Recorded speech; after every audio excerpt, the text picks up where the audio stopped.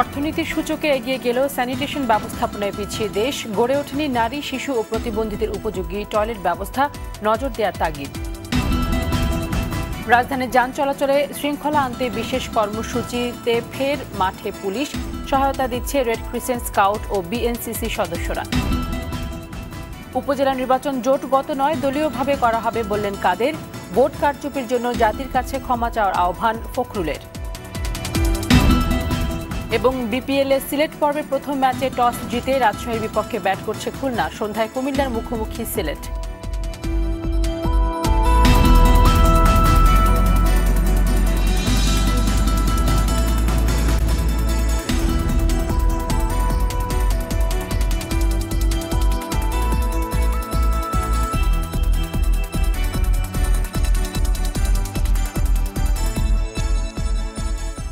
আসসালামু আলাইকুম, সবাইকে স্বাগত জানাচ্ছি আরটিভির দুপুরের সংবাদে। শুনছিলেন মার্কেন্টাইল ব্যাংক সংবাদ শিরোনাম। পুরো সংবাদে আপনাদের সঙ্গে আছি আমি ফারজানা তানি।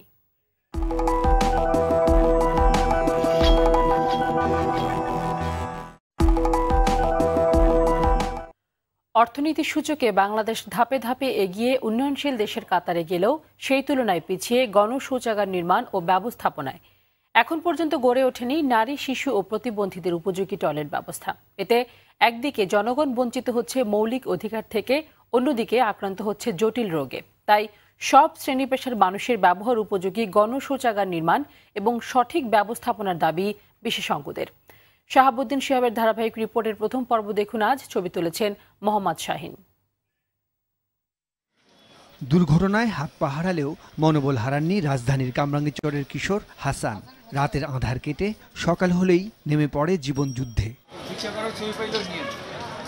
তবে নিজ বাড়ি থেকে নিউ মার্কেট ছাড়া অন্য কোথাও যেতে সাহস পান না, কারণ হাসানের মতো শারীরিক প্রতিবন্ধীদের জন্য রাজধানীর সব জায়গায় প্রাকৃতিক কাজ সারার ব্যবস্থা নেই। এই ধরে উঠতে গেলাম কি সুন্দর, কিন্তু ওইখানে তো পিছলা, তারপরে ধুলা মাটি দিয়া ভরা, আমি তো কোনো জায়গায় গেতে পারতেছি না। এখানে আমি সবসময় করি, বাইরে করি না সহজে। আর বাড়িতে অনেক কষ্ট হয়, কিন্তু কিছু করার নাই। বিদেশের মতন টয়লেট হইলে অনেক সুবিধা হয় প্রতিবন্ধীদের জন্য। নগরবাসীর কেনাকাটার গুরুত্বপূর্ণ স্থান নিউ মার্কেটের টয়লেটগুলোর অবস্থা মোটামুটি হলেও আরও ভালো করার সুযোগ আছে বলে মনে করেন ব্যবহারকারীরা। অন্যান্য মার্কেটের চেয়ে পরিষ্কার আছে এখানে, আর আধুনিক হোক, পরিষ্কার হোক এবং আর বড় হোক, এই ধরনের চাইবে, এটা স্বাভাবিক। এটা বেসরকারি সংস্থার তত্ত্বাবধানে পরিচালিত বেশ কিছু গণশৌচাগারের মানে সন্তুষ্টি জানিয়ে এই ধরনের আরও টয়লেট করা যেতে পারে বলে জানালেন নিউ মার্কেট ব্যবসায়ী সমিতির সভাপতি। ঢাকা দক্ষিণ সিটি কর্পোরেশনের এলাকাতে আমি বেশ কিছু নতুন টয়লেট ফ্যাসিলিটি দেখেছি, এটা আমরা খুব খুশি।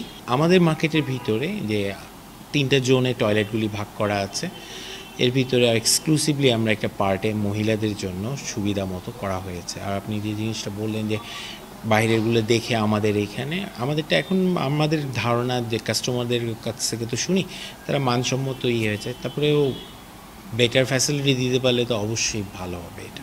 এদিকে দক্ষ ব্যবস্থাপনার পাশাপাশি টয়লেটগুলোকে সেবামূলক করে গড়ে তোলার পরামর্শ দিলেন সংশ্লিষ্টরা। এই সেবাটাকে যখন প্রাধান্য দেবে তখন এই টয়লেটগুলোর মান রাখা খুব সহজ হবে। এবং সেক্ষেত্রে প্রথমত যেটা করতে হবে যে সেটা হচ্ছে যে দক্ষ পরিচ্ছন্নতা কর্মী নিয়োগ করতে হবে এখানে, এবং নিয়মিত এটাকে তদারকি করতে হবে। আমরা প্রতিনিয়তই আমাদের এই মনিটরিং প্রক্রিয়াটা চলে। আমরা যেমন আমাদের প্রত্যেকটা টয়লেটে সিসি ক্যামেরা আছে, এবং এই সিসি ক্যামেরার মাধ্যমে আমরা কিন্তু ইন্টারনেট কানেকশন সংযুক্ত করেছি, যার কারণে আমরা কিন্তু ইন্টারনেটের মাধ্যমে কিন্তু আমরা আমাদের টয়লেটগুলো মনিটরিং করতে পারি। নারী ও প্রতিবন্ধীদের ব্যবহার উপযোগী গণশৌচাগার নির্মাণের কথা জানালেন ঢাকা দক্ষিণ সিটি কর্পোরেশনের প্রধান নির্বাহী কর্মকর্তা। সড়কপথ, ফুটপাথ, ফ্লাইওভার এবং টয়লেট আমরা যাই নির্মাণ করি না কেন, প্রতিবন্ধীদের কথাটি বিশেষভাবে বিবেচনা করে এই নির্মাণ কাজগুলো সম্পন্ন করার জন্য নির্দেশনা দেওয়া হয়েছে। এবং আমরা এখন থেকে আমরা যেই কাজই করি না কেন ওনাদের বিষয়টাও বিবেচনা করে সেই পরিকল্পনা করা হবে। সময়ের চাহিদা অনুযায়ী প্রতিশ্রুতি দ্রুত বাস্তবায়ন হবে এমন প্রত্যাশা সবার। শাহাবুদ্দিন শিহাব, আরটিভি, ঢাকা। রাজধানীতে সড়কে শৃঙ্খলা ফেরাতে আজ থেকে 31 জানুয়ারি পর্যন্ত ট্রাফিক শৃঙ্খলা কার্যক্রম হাতে নিয়েছে ঢাকা মহানগর পুলিশ। দুপুর 2টায় রাজধানীর 0 পয়েন্টে আনুষ্ঠানিকভাবে এর উদ্বোধন করবেন স্বরাষ্ট্রমন্ত্রী আসাদুজ্জামান খান কামাল। ডিএমপি ট্রাফিক বিভাগের পরিচালিত এই কার্যক্রমে জনগণকে সচেতন করার উদ্যোগ নেওয়া হয়েছে। পুলিশের পাশাপাশি Bangladesh red crescent, rover scout, BNCC ও বাংলাদেশ গার্ল গাইডের সদস্যরা যান চলাচলে শৃঙ্খলা আনতে কাজ করবেন।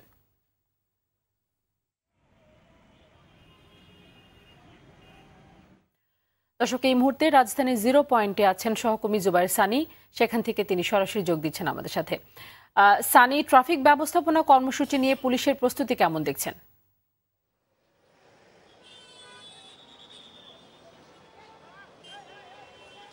তানি, আপনি যেমনটা বলছিলেন যে আজ থেকে কিন্তু ট্রাফিক সচেতনতা কার্যক্রম শুরু করেছে ঢাকা মেট্রোপলিটন ট্রাফিক বিভাগ, এবং এর আগেও কিন্তু তারা 3 দফায় এ ধরনের কার্যক্রম করেছে। কিন্তু যে কার্যক্রমটি শুরু হচ্ছে আজ 15 তারিখে, এটি শেষ হবে 31 তারিখে, এবং এই কার্যক্রমের আওতায় সাধারণ মানুষকে এবং ড্রাইভারদের সচেতন করা সহ বিভিন্ন কর্মসূচি তারা হাতে নিয়েছে। বিশেষত সাধারণ মানুষের রাস্তা পারাপারের ক্ষেত্রে জেব্রা ক্রসিং ব্যবহারের বিষয়টি তারা নিয়ে এসেছে, এবং জেব্রা ক্রসিং ব্যবহার, সেই সঙ্গে বাইকে হেলমেট ব্যবহার, এবং যে এর আগে যে কর্মসূচিটি তারা পালন করেছিল প্রত্যেকটি বাস গণপরিবহনের গেট লক করে চালানোর একটি কার্যক্রম তারা নিয়েছিল, সেই কার্যক্রমটি তারা আবার শুরু করেছে, এবং চালকদেরকে বাধ্য করা হচ্ছে যে এই ধরনের কার্যক্রম করতে। এবং আমি যদি আপনাকে একটু দেখাই যে সাধারণ মানুষকে কিন্তু অনেকটা জোর করে মানুষ এখন জেব্রা ক্রসিং পার করানোর চেষ্টা করছে আইন শৃঙ্খলা বাহিনীর সদস্যরা, এবং সেই সঙ্গে গাড়িগুলো যেন জেব্রা ক্রসিং এর উপরে না দাঁড়ায় সেই ধরনের কার্যক্রম তারা চালাচ্ছেন। এবং আমি এখন যে জায়গাটায় দাঁড়িয়ে আছি এটি হচ্ছে গিয়া 0 পয়েন্ট রাজধানীর, এবং সেখানে কিন্তু কিছুক্ষণের মধ্যেই স্বরাষ্ট্রমন্ত্রী আসাদুজ্জামান খান কামাল এই কার্যক্রমের উদ্বোধন করবেন, এবং এই কার্যক্রমে পুলিশের পাশাপাশি রোভার স্কাউটের সদস্যরাও থাকবেন বলে আমাদেরকে জানানো হয়েছে। এবং এই 15 দিনের কার্যক্রমের পরে আসলে সিদ্ধান্ত হবে যে এরপরে তারা আসলে কি ধরনের কার্যক্রম চালাবে রাজধানীর ট্রাফিকের শৃঙ্খলা নিয়ে আসতে। সানি, ধন্যবাদ আপনাকে। দর্শক, এতক্ষণ রাজধানীর 0 পয়েন্ট থেকে জানাচ্ছিলেন সহকর্মী জুবাইর সানি। আওয়ামী লীগ সাধারণ সম্পাদক ওবায়দুল কাদের বলেছেন, সংলাপ নয়, তিনি রাজনৈতিক দলগুলোর সঙ্গে নির্বাচন পরবর্তী শুভেচ্ছা বিনিময়ের কথা বলেছেন। কোনো গণমাধ্যমে ভুল প্রচার করেছে। এ সময় তিনি বলেন, উপজেলা নির্বাচন জোটগত নয়, দলীয়ভাবে করা হবে। 19 জানুয়ারি রাজধানী সোহরাওয়ার্দী উদ্যানে মহাসমাবেশ উপলক্ষে ধানমন্ডিতে দলের কার্যালয়ে বর্ধিত সভায় কথা বলেন তিনি। আমার তো অডিও ভিডিও আমি যে বক্তব্য রেখেছি সেটা আছে। আমি কখনো বলিনি যে এখানে কোনো সংলাপের কোনো বিষয় নেই। প্রধানমন্ত্রী যাদের নির্বাচনের আগে ঐক্যফ্রন্ট, যুক্তফ্রন্ট, বিএনপি সহ বামপন্থী দল, ইসলামী দল মিলে 75টি দলের সঙ্গে তিনি বিভিন্ন পর্যায়ে সংলাপ করেছেন। সেই দলগুলোকে তাদের নেতৃবৃন্দকে আবারও গণভবনে তিনি আমন্ত্রণ জানাতে চান শুভেচ্ছা বিনিময়ের জন্য।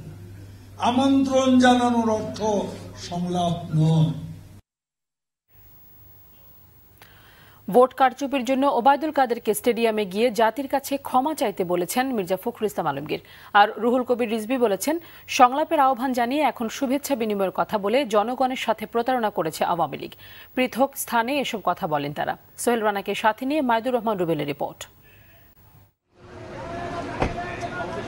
নির্বাচনকালীন সহিংসতার শিকার যশোর বিএনপি নেতা ফয়সলকে দেখতে ঢাকা মেডিকেল কলেজ হাসপাতালে বিএনপি মহাসচিব মির্জা ফখরুল। তার স্বাস্থ্যের খোঁজ নেওয়া শেষে গণমাধ্যমকে তিনি বলেন, আওয়ামী লীগ ভোট ডাকাতি করেই ক্ষান্ত হয়নি। নির্বাচনের পর বিএনপি সহ বিরোধী মতের নেতাকর্মীদের উপর নিপীড়ন চালাচ্ছে। ভোট ডাকাতির জন্য জাতির কাছে আওয়ামী লীগকে ক্ষমা চাইতে হবে বলেও হুঁশিয়ারি দেন তিনি।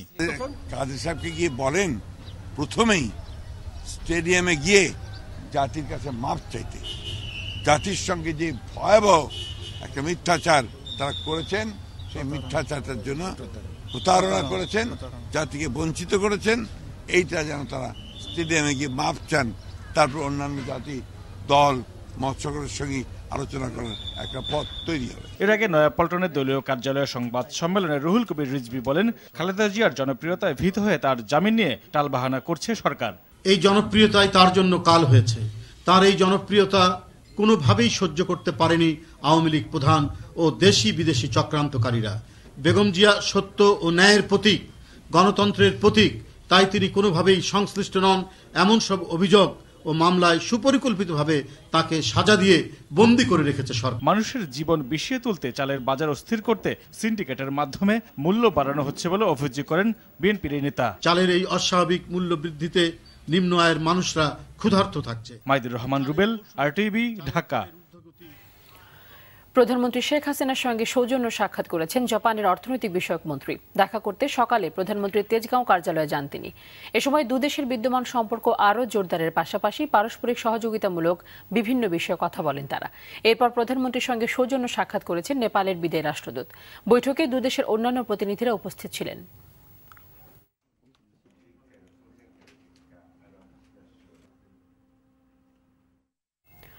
সর্বত্র অগ্রাধিকার দিয়ে নারীদেরকে প্রতিষ্ঠিত করে দেশের উন্নয়ন কাজে অংশগ্রহণের সুযোগ সৃষ্টি করতে হবে জানিয়ে ন্যাশনাল লাইফ ইন্স্যুরেন্সের চেয়ারম্যান আলহাজ মোর্শেদ আলম এমপি বলেছেন, বর্তমানে অর্থনৈতিকভাবে বাংলাদেশের অনেক উন্নতি হয়েছে। নতুন কর্মসংস্থান সৃষ্টির মাধ্যমে 2041 সালে দেশকে উন্নত দেশে সামিল করতে হবে। সোমবার দুপুরে দিনাজপুরের স্বপ্নপুরীতে ন্যাশনাল লাইফ ইন্স্যুরেন্স কোম্পানির উন্নয়ন সভা ও বীমা দাবি চেক প্রদান অনুষ্ঠানে এসব কথা বলেন তিনি। এ সময় ন্যাশনাল লাইফের মুখ্য নির্বাহী কর্মকর্তা জামাল এম এ নাসের সহ আরও অনেকে উপস্থিত ছিলেন। অনুষ্ঠানে 11 কোটি টাকার বীমা দাবির চেক গ্রাহকদের মাঝে প্রদান করা হয়।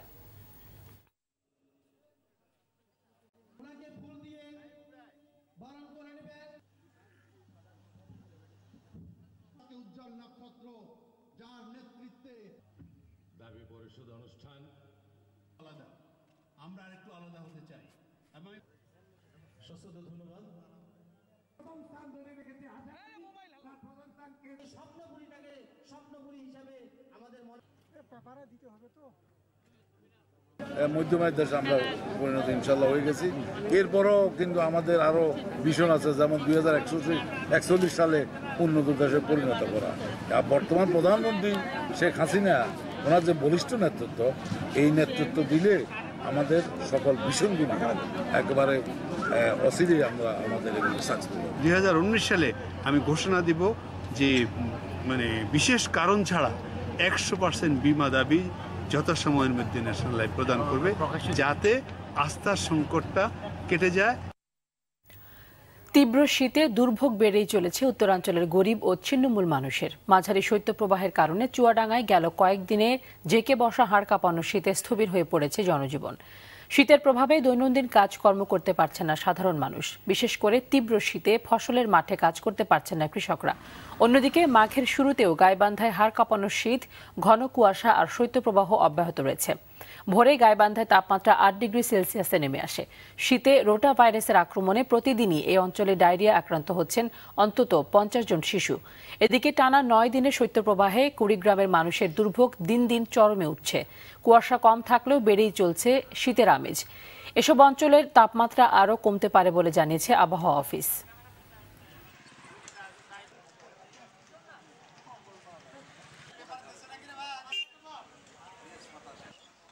সরকার ঘোষিত নতুন মজুরি কাঠামোকে স্বাগত জানিয়ে গাজীপুরে পোশাক শ্রমিকরা নব উদ্যমে কাজে যোগ দিয়েছেন। প্রায় সবগুলি পোশাক কারখানার শ্রমিকরা কাজে যোগ দিয়েছেন। কোথাও কোনো অপ্রীতিকর খবর পাওয়া যায়নি। এরপরও শিল্প এলাকাগুলোতে বিপুল সংখ্যক আইনশৃঙ্খলা বাহিনী মোতায়েন রয়েছে। শ্রমিকরা কোনো ধরনের আন্দোলন চান না, মাস শেষে সরকারি বেতন কাঠামোর বাস্তবায়ন চান।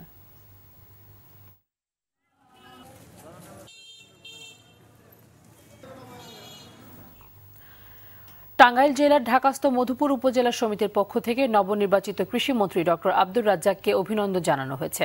গতকাল সন্ধ্যায় রাজধানীর মানিক মিয়া অ্যাভিনিউতে সংসদ সদস্যদের ভবনে সংগঠনটির পক্ষে শুভেচ্ছা জানানো হয়। আওয়ামী লীগের সভাপতি মণ্ডলীর সদস্য ও কৃষিমন্ত্রী আব্দুর রাজ্জাকের নেতৃত্বে কৃষি ও খাদ্যে বাংলাদেশ আরও এগিয়ে যাবে বলেও আশা প্রকাশ করা হয়।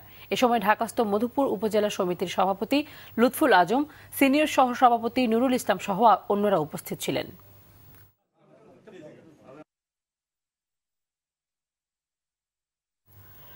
নওগাঁর মান্দায় জন্ম নিয়েছে জোড়া লাগা কন্যা শিশু। শিশু দুটির হাত, পা, মাথা আলাদা থাকলেও বুক এবং পেট জোড়া লাগানো। এ নিয়ে দুশ্চিন্তায় পড়েছে শিশুটির গরিব পরিবার। চিকিৎসকরা বলছেন অপারেশনের মাধ্যমে শিশু দুটিকে আলাদা করা সম্ভব, তবে এতে খরচ হবে অনেক টাকা। এই অবস্থায় দিশেহারা হয়ে পড়েছে শিশু দুটির পরিবার। নওগাঁ প্রতিনিধি আরিফুল হক সোহাগের তথ্য ও চিত্র আরও জানাচ্ছেন নুসরাত জাহান সিনথি। বাবা মায়ের দীর্ঘ 9 মাসের অপেক্ষার অবসান ঘটিয়ে যখন ফুটফুটে দুটি কন্যা শিশু পৃথিবীতে আসলো, তখন সবার চক্ষু চড়ক গাছ। দুইটি শিশুরই শরীরের সব অঙ্গপ্রত্যঙ্গ স্বাভাবিক হলেও পেট এবং বুক জোড়া লাগানো। জন্মের পর থেকে শিশু দুটির সব কার্যক্রম স্বাভাবিক, তবে বুক পেট জোড়া হওয়ায় খুবই চিন্তিত শিশু দুটির দরিদ্র পরিবার। আমরা গরিব মানুষ, আমরা যে অবস্থায় থাকি, চিকিৎসা করার জন্য আপনারা সহযোগিতা করবেন এবং দোয়া করবেন। ওখানে ট্রিটমেন্ট চালায় ওখানে আলাদা করতে না পারলে ঢাকাতে পাঠাইতে চাই। চিকিৎসকরা বলছেন ব্যয়বহুল অপারেশনের মাধ্যমে শিশু দুটোকে আলাদা করা সম্ভব। একটা মানুষের জন্য যেসব জিনিসগুলো তার শরীরে থাকা দরকার, দুটার জন্য যদি আলাদা আলাদা থাকে তাহলে ক্যাটাগরিটা সেপারেট করা যাবে বলে আমি মনে করি। এই অবস্থায় সামর্থ্যবানদের সহযোগিতাই পারে এই শিশুদের স্বাভাবিক ও সুন্দর জীবনে ফিরিয়ে আনতে। তাই সবার সহযোগিতা কামনা করেছেন এই দরিদ্র পরিবার। নুসরাত জাহান সিনথি, RTV। নতুন করে নিয়োগ পাওয়া প্রধানমন্ত্রীর আগের 5 উপদেষ্টা doctor Mashiur Rahman, doctor Gowher Rizvi, doctor Tawfiq Elahi Chowdhury, অবসরপ্রাপ্ত মেজর জেনারেল তারিক আহমেদ সিদ্দিকী ও HT ইমাম সকালে রাজধানীর ধানমন্ডিতে বঙ্গবন্ধু শেখ মুজিবুর রহমানের প্রতিকৃতিতে ফুল দিয়ে শ্রদ্ধা জানিয়েছেন। এই রাজনৈতিক স্থিতিশীলতা সেটা তো নির্ভর করবে, প্রথমেই যেটি বলেছি, প্রধানমন্ত্রী সকলের প্রধানমন্ত্রী, কাজেই অন্যান্য দল তারা যদি মেনে নেন, এবং তারাও আমার মনে হয় নিশ্চয়ই মেনে নেবেন যে প্রধানমন্ত্রীকে সহায়তা তাদের করতে হবে। এখানে যে কারণে আমাদের মাননীয় প্রধানমন্ত্রী আবার বলেছেন যে উনি আরেকটি সংলাপ করবেন, সেই সংলাপে সকল পার্টি যারা এর আগের সংলাপে অংশগ্রহণ করেছিলেন তাদেরকেও উনি আমন্ত্রণ করেছেন। চট্টগ্রাম লালদিঘি ময়দানে ঐতিহাসিক গাউসুল আজম কনফারেন্সে ঢল নামে লাখো মানুষের। সোমবার আধ্যাত্মিকতার পুনর্জাগরণেই হবে হেদায়েতের বিপ্লব শীর্ষক এই কনফারেন্সে প্রধান অতিথি ছিলেন অধ্যক্ষ সৈয়দ মুনিরুল্লাহ। সারা দেশ থেকে লাখো মুসলমানের সঙ্গে সৌদি আরব, ওমান, কানাডা ও সংযুক্ত আরব আমিরাতের দুবাই, আবুধাবি, শারজাহ হতেও শত শত অনুসারী এই কনফারেন্সে যোগ দেন। মিলাদ ও কিয়াম শেষে প্রধান অতিথি দেশ, জাতি ও বিশ্ব মুসলিম উম্মার ঐক্য, সুখ, শান্তি ও সমৃদ্ধি, অসহায় নির্যাতিত মুসলমানদের হেফাজত কামনা করে বিশেষ মোনাজাত পরিচালনা করেন। কনফারেন্সে সভাপতিত্ব করেন চট্টগ্রাম সিটি কর্পোরেশনের মেয়র আজম নাসির উদ্দিন। বিশেষ অতিথি ছিলেন দৈনিক ইনকিলাব সম্পাদক ও বাংলাদেশ জমিয়াতুল মুদাসসিরিন সভাপতি আলহাজ AMM বাহাউদ্দিন। সংবাদ শেষ করব ঢাকা আন্তর্জাতিক চলচ্চিত্র উৎসবের খবর দিয়ে। ঢাকা আন্তর্জাতিক চলচ্চিত্র উৎসবে প্রদর্শিত হলো বেঙ্গল মাল্টিমিডিয়া প্রযোজিত চলচ্চিত্র জন্মভূমি। বাংলাদেশে আশ্রয় নিয়ে রোহিঙ্গাদের কঠিন জীবন সংগ্রামের চিত্র ফুটে উঠেছে সিনেমাটিতে। আপেল শাহরের রিপোর্ট। ঢাকা আন্তর্জাতিক চলচ্চিত্র উৎসবে জন্মভূমি সিনেমাটি দেখতে পাবলিক লাইব্রেরি প্রাঙ্গণে ভিড় জমান চলচ্চিত্র প্রেমীরা। ছবিটির গল্প গড়ে উঠেছে বাংলাদেশের কক্সবাজার জেলার কুতুপালংয়ে মিয়ানমারের রাখাইন রাজ্য থেকে বিতাড়িত রোহিঙ্গা শরণার্থীদের নিয়ে। সারা পৃথিবীতেই শরণার্থী বিষয়টি অত্যন্ত গুরুত্বপূর্ণ বিষয়, কিন্তু বাংলাদেশে এরকম একটি ঘটনা হওয়ার পরেও শরণার্থী বিষয়ে চলচ্চিত্র খুব কম নির্মিত হয়েছে, যেগুলি আন্তর্জাতিকভাবে। কিন্তু এর মধ্যে আমাদের এই চলচ্চিত্রের যে বিষয়, এটি সত্যিকার অর্থেই মানুষের আবেগকে স্পর্শ করছে। সিনেমাটি দেখে আবেগতাড়িত হন অনেকে। মেসেজটা অনেক ভালো ছিল, বিশেষ করে আমরা ফিল করছি যে কষ্টটা কিরকম যারা রিফিউজি আর কি, ওদের যদি নিজের দেশে না থাকা যায় কতটা কষ্ট আর কি, এটা আমি ফিল করলাম মুভিটা দেখে। তা আমি ভাগ্যবান যে আমি আমাদের দেশে বাস করি। জন্মভূমি ছবিটি নির্মিত হয় বেঙ্গল মাল্টিমিডিয়ার ব্যানারে। Apple Shahriar, RTV, Dhaka. দুপুরের সংবাদ শেষ করার আগে মার্কেন্টাইল ব্যাংক শিরোনামগুলো জানিয়ে দিচ্ছি আরও একবার।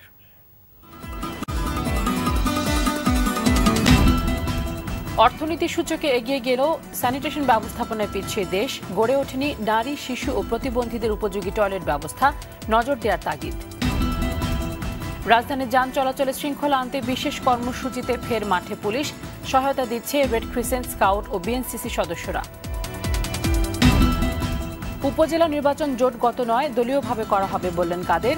ভোট কারচুপির জন্য জাতির কাছে ক্ষমা চাওয়ার আহ্বান ফখরুলের। এবং বিপিএল-এ সিলেট পর্বে প্রথম ম্যাচে টস জিতে রাজশাহীর বিপক্ষে ব্যাট করছে খুলনা। সন্ধ্যায় কুমিল্লার মুখোমুখি সিলেট। দুপুরের সংবাদ এ পর্যন্তই। RTVর সবশেষ সংবাদ জানতে যে কোনো মোবাইল ফোন থেকে 24141 নম্বরে ডায়াল করুন। আর মোবাইল ফোনের সংবাদ দেখতে অ্যাপ স্টোর, গুগল প্লে বা উইন্ডোজ স্টোর থেকে ডাউনলোড করুন RTV অ্যাপস। এছাড়াও তাৎক্ষণিক ও বিনোদন সংবাদ জানতে বিশ্বের যে কোনো প্রান্ত থেকে ভিজিট করুন facebook.com/RTV অনলাইন এবং youtube.com/RTV ডিজিটালস। ধন্যবাদ সবাইকে।